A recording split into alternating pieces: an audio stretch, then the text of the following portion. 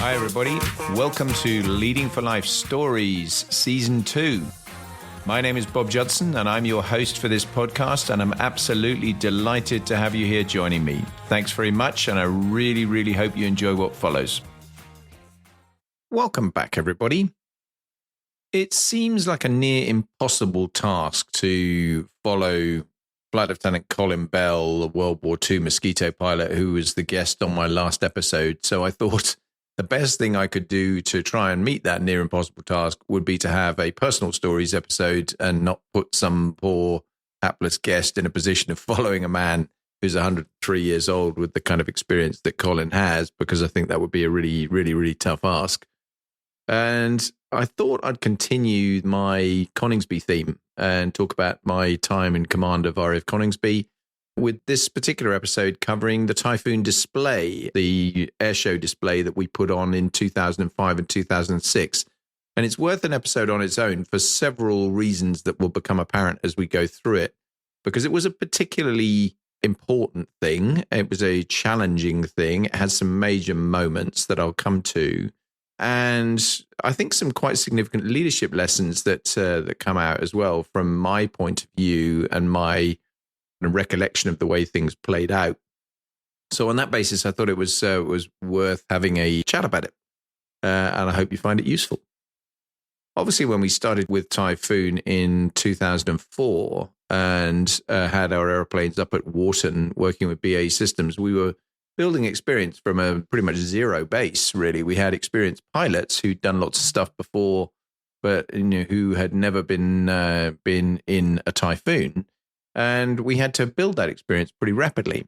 By the time we got into the beginning of 2005, that's where we moved the aircraft down to RAF Coningsby. We started a conversion unit, and I've talked about that separately. And very, very quickly, we were keen to, I have to say, I don't think this was something we weren't keen to do, but we were under quite a bit of pressure as well from both industry and from the RAF to put together a display and have an airplane that was on show to the public. And with good reason, to be perfectly honest. I mean, this is an airplane that had cost an awful lot of money, taken an awful lot of time to develop, was quite controversial in the sense that an awful lot of people still believed that perhaps it was a Cold War legacy airplane that didn't really have relevance in the world of the 2000s.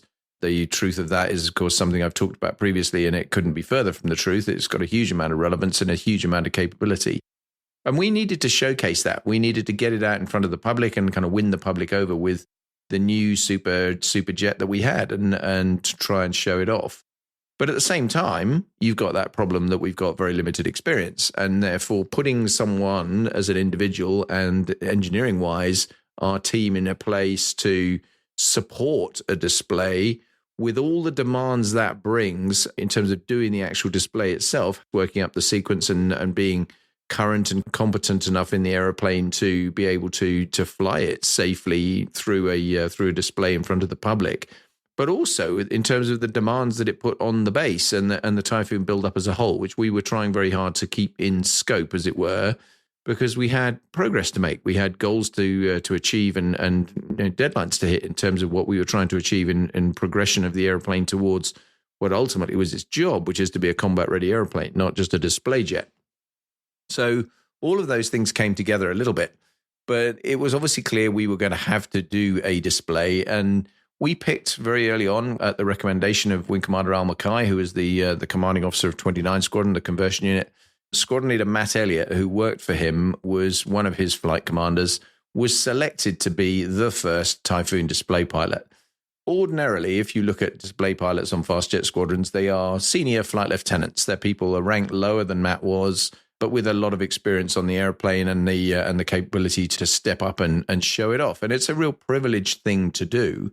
But because obviously Typhoon was brand new, we wanted someone with just that bit more experience in their back pocket, not of Typhoon, but obviously of airplanes he'd flown beforehand. And Matt had that. He had all the right credentials as a fast jet pilot to be able to turn around and really put on a good show. It was his job to develop the flying sequence and look at what was possible and then discuss that with the supervisory chain and get agreement as to how we were going to run the display and what was going to be included. And of course, it's not as simple as just having a full display that assumes blue clear weather and everything's perfect. You have to have display options for all airfields around in the UK, but globally, really, where you'll have typically a full display, you'll have a rolling display for catering for a lower but not very low cloud base, and then a flat display for when the weather is just acceptable to display, but not really good enough to do anything significant, and particularly not aerobatic maneuvers. So all those three different sequences have to be worked up and looked at, and then obviously tested. And that involves getting in the airplane and taking it to a sensible height. And normally the minimum height we would do aerobatics as a normal line pilot would be 5,000 feet, to give you a big safety margin in case anything goes a bit wrong and you've got plenty of space underneath you to recover. And that's exactly what Matt did. He started the display sequence at that height and then worked it progressively down with clearance. So we were only with two-seat airplanes in the early days there anyway. So quite regularly would have somebody in the back seat with him. Usually that would be Wing Commander Al Mackay, because he was the direct supervisor. And he would fly with him when he was happy that, okay, we're in a good place here, everything's looking good, let's step the height down a little bit. And you work it progressively down to ultimately to minimas, which is 500 feet for aerobatic maneuvers and 100 feet for flypasts. And that's pretty low. I mean, 500 feet is very low, obviously, in terms of pulling out of the bottom of a loop, for example. You really don't want to be any lower than that in a fast jet at all. And obviously that all worked like clockwork, really. The airplane stepped down with Matt handling it beautifully and working up a great sequence. And as you step down the height, of course, things change a little bit because the performance of the airplane increases the lower you get. The engine performance is greater. And even that step from 5,000 down to base height, proper base height, was quite significant and quite noticeable in terms of the performance he was getting out of the airplane. Having an aeroplane was quite difficult to give him a guaranteed same aeroplane all the time. That would be the norm for a fast jet display. We would try very hard to have a dedicated aeroplane that pilot could fly all the time, not because there are vast differences between them, but they just have little handling characteristics and quirks, and you get used to that if you're flying the same aeroplane a lot. And therefore, it's very beneficial as a display pilot to be 100% confident, this is my airplane, I know how it works, I know all the quirks about it, and so on. That was a bit tricky because obviously we didn't have that many aircraft initially. We had more serviceability issues at the start that would have made it difficult to give him a fixed aircraft. So it was another small challenge along the way in terms of building this capability into the system. But overall, the airplane is an astonishing airplane. And in terms of looking at how we were going to show it off to the public, it was very easy to put together a show that was going to be very, very impressive and very tight to the airfield. And if you look at a lot of historic Royal Air Force fast jet displays, Jaguar, Tornado, Buccaneer, Phantom, Lightning, all those kind of airplanes have all done great displays, but they've often been pretty big because the turning circle is not that great. And and therefore the performance means that you are going either very high if you're doing looping maneuvers, or you're doing a big wide turnaround as you're doing tight turning maneuvers. Typhoon, totally different as a beast. It can turn very, very tight. It can loop very tight as well. So actually the display proximity to the airfield was really close. And that was very impressive to see. And it allowed also us to look at what maneuvers can we throw into this to kind of maximize really showing off what the airplane will do without at the same time kind of going crazy and doing stuff that was going to be be a bit too risky and or put too much stress and strain on aspects of the airplane that we just didn't want to do at that stage with it being so new. But that all worked well. We got ourselves to a place where we had a good sequence. We had a pilot who was delivering absolutely everything that had been asked of him. And we got to a point where it was coming to public display approval, where the air officer commanding comes to the base and has a look at the Typhoon display and ultimately gives it the thumbs up or the thumbs down. And you obviously hope he's going to give you the thumbs up. And in due form, he did. And that was great. So we had now a publicly cleared display, which was lovely to see. And sometime around about this point as well, I jumped in the back seat for the first time because I was obviously the top end of the supervisory chain on the station. And so I hopped in the back seat to have a look and to see what Matt was getting up to. And I have to say it was mind-bending.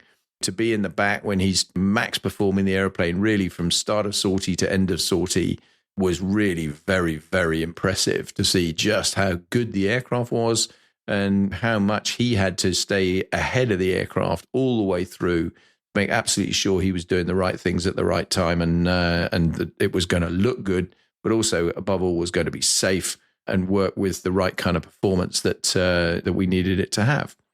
So all of that was terrific, put us in a good place. We felt very comfortable, and he started doing displays, which was a good thing. There were a few things, though, that are specific wrinkles that I think are worth bringing out here. One is when we'd been doing all the work prior to bringing Typhoon to Coningsby, the base had been pretty quiet for a while. While we had a big infrastructure program, we were looking at everything that was being prepared on the engineering front to get ready for the aircraft coming in, and there wasn't that much aircraft activity. So what had been happening off the base, unbeknown to us until it came out subsequently, was that some of the less scrupulous estate agents were telling people who were looking at buying houses in the local area, well, don't worry, the base is really quiet and it's all quietening down now and there's not much going on. And of course, if they didn't do enough due diligence around looking at what was actually happening to the base, they would probably have got a nasty shock when instead of the nice quiet place they'd probably bought a house to move into, they suddenly found that we were building up a Typhoon fleet there, which was pretty noisy. Now, it's a very different kind of noise to the Tornado, which had been there beforehand, which the noise footprint was loud over a longer range because actually it didn't climb as quickly and all the takeoffs were in reheat and it stayed in reheat quite a long time. So it was different, but at the same time in reheat near the airfield, it was really noisy. And of course, when you're doing the display, a lot of the display is in reheat. You are trying to max perform the airplane. You want it to be noisy for an air show. That's what the public wants to see. And therefore it is. And so I really felt quite sorry for some of the very close proximate local residents who live near the base because they got the full benefit of Matt doing his workup flying and his in-season practice flying that he had to do to turn around and make sure he was ready to get public display approval, and then obviously during the season to stay current enough to make sure he was fit all the time to do the show. And so that meant quite regularly a few of the little local hamlets and villages to the south of our main runway, which was mainly the direction he would be displaying in. They really got the full attention of this, and going over the top of some pretty small villages in full reheat at 500 feet in a Typhoon, I felt for them, to be honest. I think that was probably pretty ugly. And it made for some challenges for us to manage, but we obviously had to deal with that in terms of the complaints and the local population and so on being pretty unhappy with it. And again, that fell to my team and to some extent to me as well to manage. But it was one of those things that I think was not helped at all by some of the behaviors that had gone on off the base before we'd actually started building up Typhoon in the first place. There are two other really specific events that I'm going to talk about in some depth here because this is where the leadership lessons bit comes out. Because probably the biggest air shows that exist in the UK are the Royal International Air Tattoo, which takes place at Fairford every year, which is arguably one of the best air shows in the world, if not the best air show in the world these days, with a phenomenal flying display and a great grand display as well. In a really great location where there is a super static display and lots of exhibitions and so on that happen with it. 2005 was the first time we were going to display Typhoon at the Royal International Air Tattoo, and that was quite a big deal because it is a big air show. The other big air show is Farnborough. Farnborough, world famous as an air show, really birth of a lot of display aviation in many ways, and that happens every 2 years. So it's in 1 year it's Farnborough, the next year it's Paris, and so on. And the even years are Farnborough years. So in the 2005 season, we didn't have a Farnborough. We just had the Royal International Air Tattoo and a number of other shows that were going on around the country. And that was a good thing in all sorts of ways, not least with what happened at the 2005 RIAT, because display flying is a very, very challenging world. There's no question about that. Having done it myself in the historic aircraft of the Battle of Britain Memorial flight, I know just how quickly it can bite you and just how challenging it can sometimes be, how much pressure there is to actually get it right, how much pressure there is to display on the day. And on the validation day, the very first flying day at the Air2 in 2005, Matt very, very nearly crashed the Typhoon on the display. The videos are on YouTube. You can easily find it. If you look up Typhoon near miss, you'll find the the videos that are there and show what happened in glorious Technicolor. How it happened? Good question. It basically just got away from him after he did a roll did a fairly tight little barrel roll into a slow speed fly past, and the aircraft descended a lot quicker and a lot further than he was normally expecting and was normally used to. I had flown that maneuver with him. I knew exactly how it would normally have been.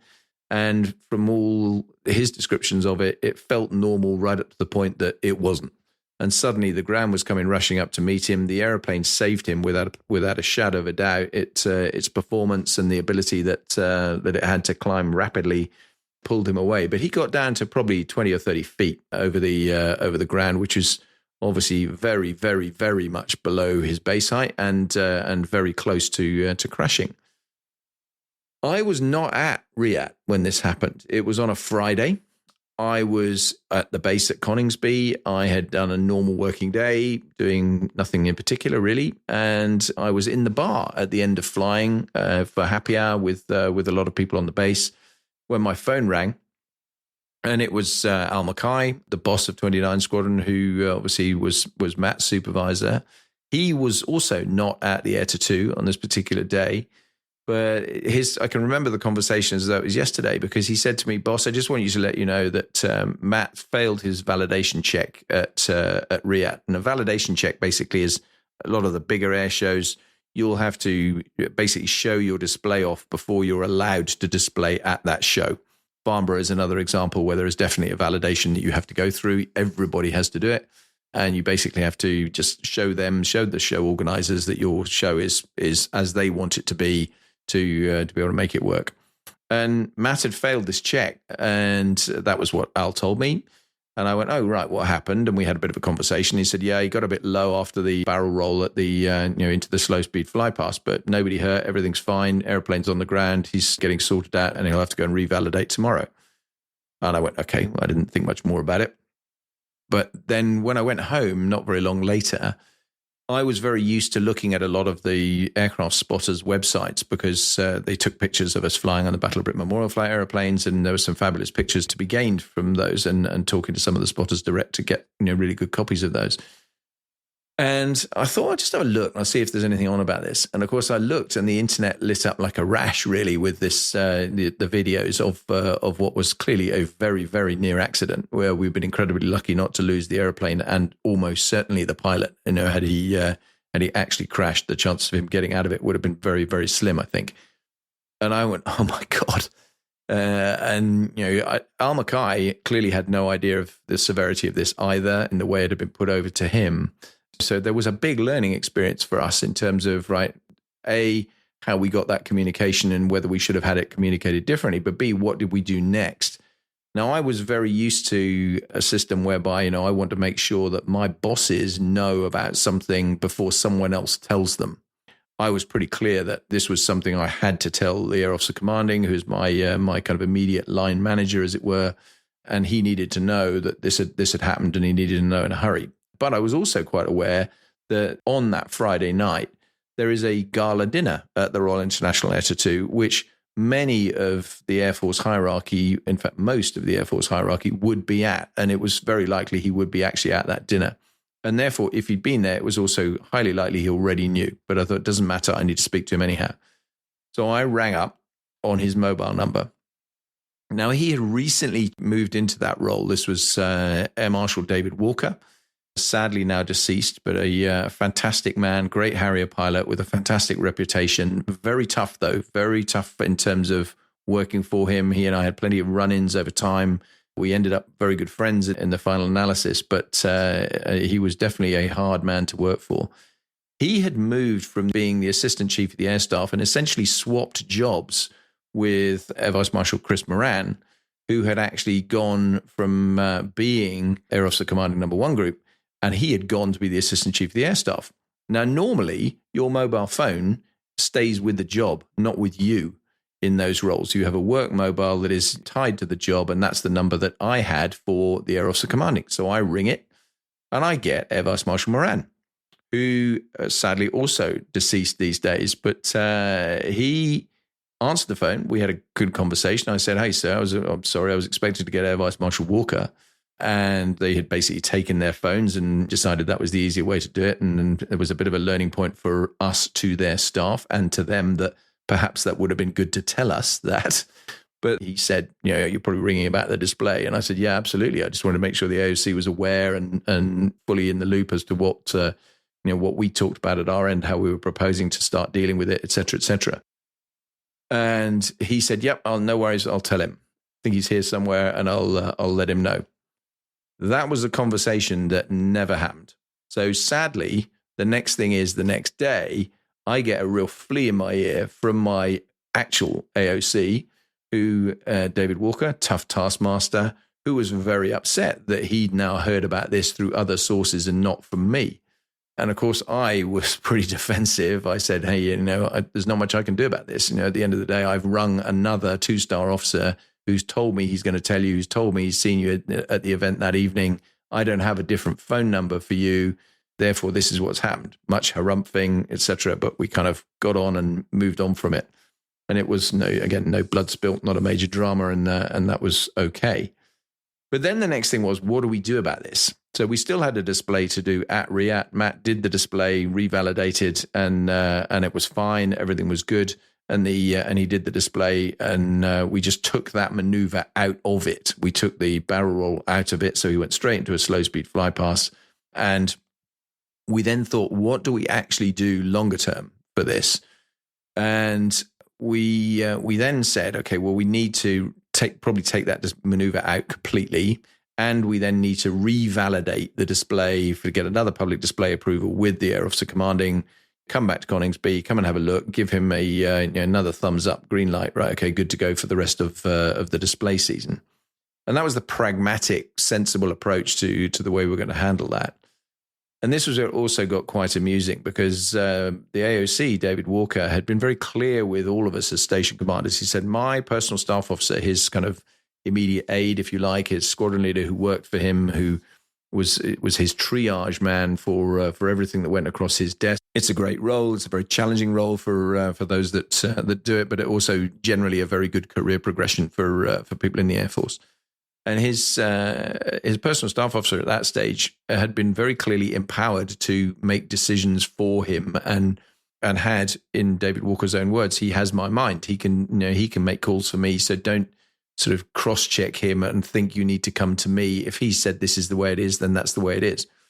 So I had a conversation with the staff officer, and I said, what we're thinking about doing is when the AOC comes up to revalidate Matt's display, then actually what we could do is we could put him in the back seat and he could revalidate it from in the aeroplane, because he's not flown in the display. He loves flying. It would be a great opportunity for him to actually see the display and see the performance of the airplane firsthand. And I got an absolutely clear, no chance. He doesn't want to do that. He wants to come up and do it in the normal way, watch it from the air traffic control tower, and that's that. And I went, yeah, fine. Okay, very clear. No problem. We'll sort that out. So comes the day, the AOC arrives by helicopter, flies into the base. It's a beautiful summer's day, gin clear blue sky, fabulous visibility, nice and warm, and everything about it was a perfect day for flying. We're in the car heading from the helicopter to the squadron to go and have a bit of a buffet lunch with some of the team before he did this display validation. And he's sort of looking out the window and he said, God, I wish I was going flying today. And I looked at him, I said, well, you could have been, because we offered you the trip. And instantly it was obvious in that second that was the very first he'd ever heard of that. He had no idea.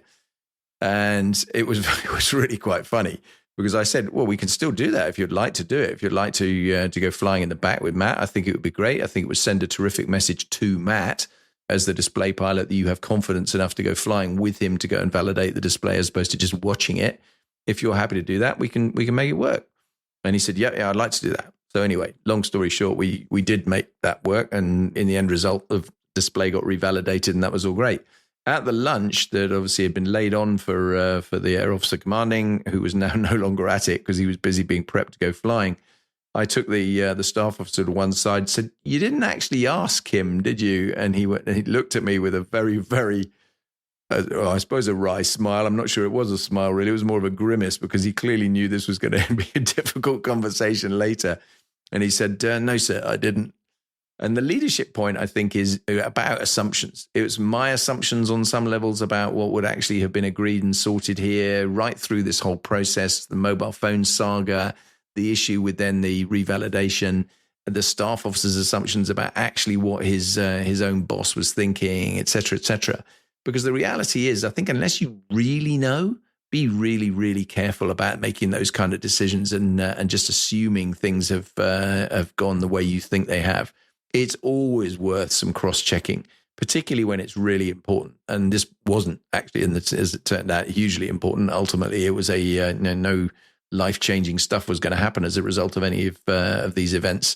After the initial near miss was over, it was all about a reporting chain, and it was then about a handling of what we were going to subsequently do. But there are occasions, I think, when it could be really, really important. So thinking about that and ensuring that as a leader, you really know and you've been clear with your team what it is you need to know and when you need to know it. And if you're actually genuinely empowering your people, which is a great thing to do, by the way, if you're empowering your people to do stuff on your behalf, make sure that they clearly understand where the boundaries are for that, where they should actually be checking with you personally before they actually make a decision on your behalf that actually they may come to regret later on. And that for me was a really quite an important set of lessons that came from that. The next year, wind the clock forward to 2006, and I did a couple of other backseat trips with Matt Elliott. He was doing the display for 2 years. He was by this stage obviously pretty experienced in the display role. And we're now doing the Royal International Air to 2 and Farnborough Air Show. And those two are back to back. So the Air to 2 runs Friday, Saturday, Sunday, and then Farnborough runs Monday to Friday with the industry days, and then Saturday, Sunday are the public days. And those are immediately after the Air to 2 for a number of good reasons. Quite a lot of the aircraft that go to or used to go to the Air to 2 would also go to Farnborough. And so you want to minimize the transition, particularly if they're coming from overseas, et cetera. You want them to be able to display at both events without too much drama.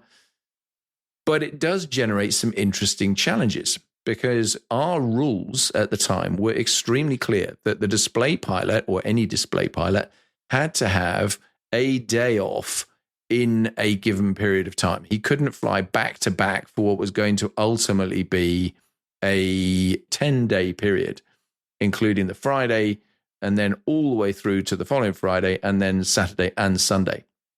So that would have been way too long for him to fly without any kind of a break.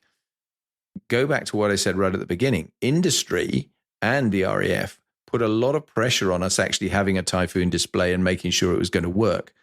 And therefore, I was coming under quite considerable pressure initially to turn around and say, look, we need to be able to have him every day at Farnborough. He's flying at the Air to 2. That's important. That's a big public air show, and there's a huge attendance on the ground. But at Farnborough, the industry day, this is our showcase. This is our sales opportunity for Typhoon. We have to have the airplane there. And I said, look, you cannot have it every single day. There's just no way you can do that.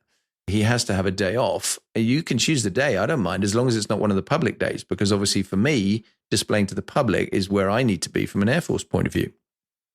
And we played sort of bat and ball tennis with this for a while. That it was quite challenging. They escalated it up, and I was pretty hard edged. And again, I think from a leadership point of view, this was one of those things where I saw this as a red line. I was quite clear that it was just not safe to expect the display pilot to fly what is an extremely high energy display that is physically demanding and pretty mentally demanding as well. But flying that for 10 days straight, I just did not think was sensible or appropriate. And I was really digging my heels in. So ultimately what happened was that BAE Systems would fly one of their instrumented production aircraft. And they did that with a full weapon load, which at that stage, we obviously couldn't fly with air-to-ground weapons. We had no clearances or capability to do that. And so our aeroplanes were displaying clean, essentially. We had a centerline tank and some captive missiles that we're flying around with daily. and the display aircraft would tend to take the tank off and just leave it still with the captive missiles. But actually, we didn't have any heavy weapons at all. And they displayed and did a really punchy display on the day that Matt was not able to fly with a fully loaded airplane. And actually, for the end result in terms of showcasing the aircraft to industry, that was a much, much more powerful demonstration of what the aircraft could do. Because very few other modern combat aircraft ever do that. They don't go and do display flying with full weapon loads because it just doesn't look that impressive, because they're heavy, they're not as maneuverable, they turn circles much bigger, they can't do looping maneuvers, all those kind of things. Whereas Typhoon could do all of that stuff. It could still do looping maneuvers, it could still do really tight turns with a lot of weaponry on board. And it was mightily impressive to watch. So the irony was, me having dug my heels in actually was a really, really good thing, not only from the safety and security point of view on the display, but also from industry actually getting much more out of it in terms of a really credible outcome and a credible show. So it was good. And again, another leadership point. If you've got values and you've got red lines, then think about it. Stick to your red lines. If they're really there, then you need to be able to hold the line with those. And actually, at the same show, we had a similar thing with the organizers of the show, because Farnborough, if you look at where Farnborough is on the map, it's now progressively become quite a built-up area around the airfield. It is a challenging place to do an air display out of, not least because of noise, but also because of accident risk. The airshow organizers are obviously very concerned about what happens if, worst case scenario, an aircraft crashes. How do we actually minimize the risk of casualties on the ground, et cetera, et cetera. And as a result of that, they push very hard to turn around and say, right, okay, we need you to do your display in the following way. Now, Royal Air Force displays, whether it's a helicopter, fast jet, multi-engine, big airplane, Battle of Britain Memorial Flight, whatever it happens to be, they have a cleared display that is cleared in terms of the exact maneuvers you're going to fly, the speeds you're going to fly them at, the heights you're going to fly them at, et cetera, et cetera. All of that is part of your public display approval. None of that is variable. It's not a question of you just suddenly change the display and hot dog it with a different display on the day. And so I was very, very hard-nosed with the organizers on this after having had the saga about which days Matt Elliott could display on. I also said to them, look, you got a choice. You have the display as it's cleared, every height, every speed, every maneuver exactly as it's cleared, or you don't have the display. That's your choice. You can choose not to have it if you don't think it's appropriate for your particular place. But ultimately, there is no discretion for changing the maneuvers at all. And again, it was one of those times when I really did need to be pretty strong in terms of stepping up against quite significant pressure to say, hey, would like you to do this differently.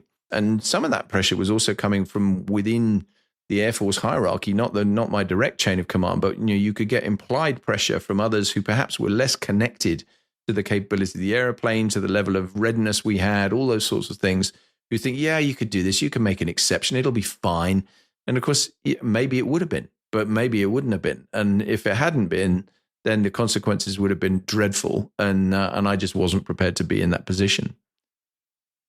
That's the Typhoon display. As you can see, I think it was worth an episode because it was lively. I mean, no question about it. It was an amazing experience to work up a new airplane into a display mode, do what we did with it, with some pretty significant moments along the way. And since that time, every year there's been a Typhoon display. It is always the highlight of air shows around the UK and much wider when it goes out and does things in far-flung places as well, unsurprisingly, because it's an amazing airplane, and therefore you'd expect it to be astonishing at displays, and it is.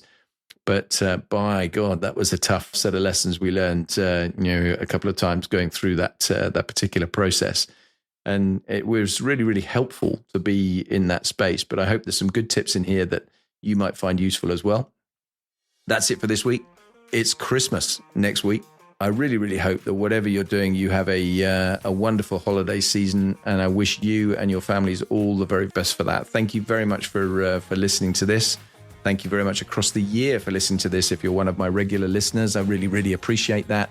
And as ever, feedback much appreciated, liking, sharing, all that sort of thing, much, much appreciated. If you don't mind sharing this across your social media networks, that would hugely help me because it just grows the podcast, enables me to keep doing it more easily, justifies me doing it more easily, etc. If you find what I'm giving you really valuable, then please think about going to patreon.com and going /leading4life, number 4, and you'll find my podcast there, and you'll find the opportunity to be a supporter, a champion, or a patron of the show. And for a small financial contribution, then actually you'll be really, really helping me to support the podcast and keep it going. And I would greatly appreciate that. You can equally do the same thing by clicking on the support the show link that you'll find in the notes for the individual podcast platform that you're using. Either one works perfectly well. Have a great time over the holidays. I will have one more episode before we get to the new year, and I'll be talking to you again on a Personal Stories episode sometime in 2025. How did we get there so quickly? All the best. Bye-bye.